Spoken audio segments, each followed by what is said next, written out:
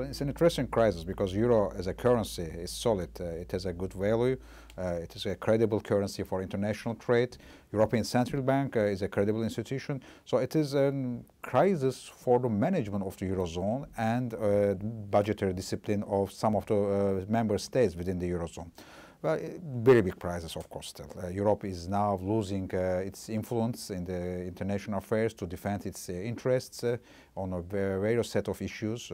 However, still, of course, an important economic and political actor within G20, within WTO, in every field of international relations, from security, international affairs, to climate change issues. Europe is important. However, now the moment of truth also has come for Europe.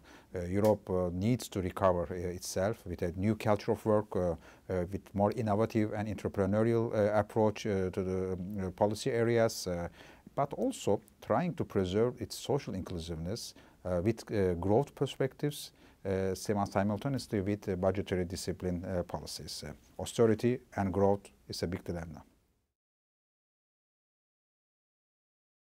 Well, there always have been lots of scenarios for future of Europe, but in good European tradition, in Latin, let me maybe focus on 3 or 4 scenarios. One is Europa Mercatus.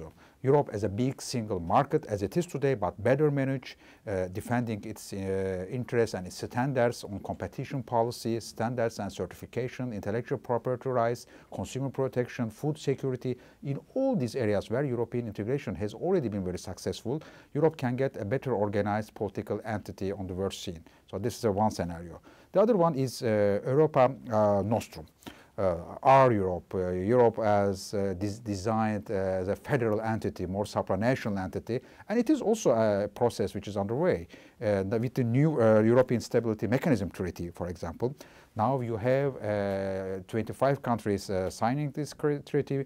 The treaty will enter into force without unanimity, so even if a core group of countries are able to create a core Europe, a Europe which will be more federal, which can really exercise an authority on the budgets of the other of the member countries with macroeconomic stability, that will be a real federal and supranational entity within European framework, of course. It will not be United States of Europe, but it will still be a Eurozone.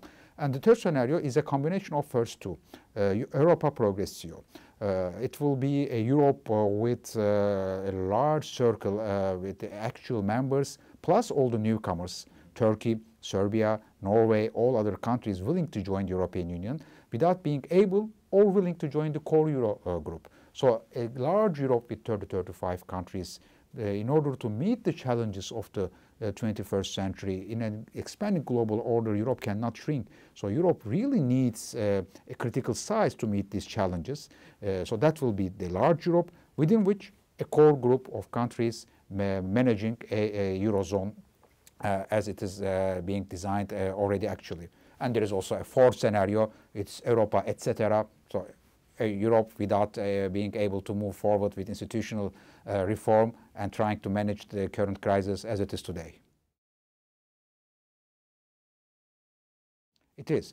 All the decisions taken by the European Union are also influencing Turkey. So Turkey, for the sake of its democratic legitimacy and national sovereignty, has to join the European decision-making, which elaborates policies, decisions, regulations, standards, also to be applied by Turkey in its domestic scene, but also in its international relations, in trade, and all other fields.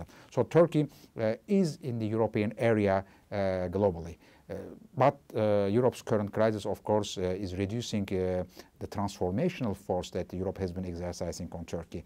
Europe has always been, the European standards and policies have always been for its members, but also for third countries in the process of accession, a carrot and a stick.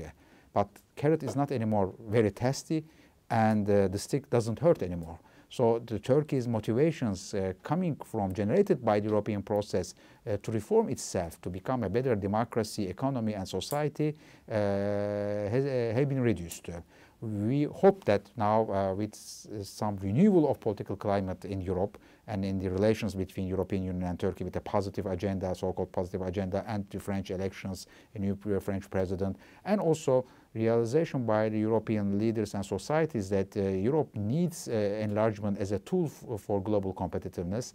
Maybe a new era of relaunch in the relations is not that far. Within a year, we may be in a better situation with a more concrete perspective for EU-Turkey relations.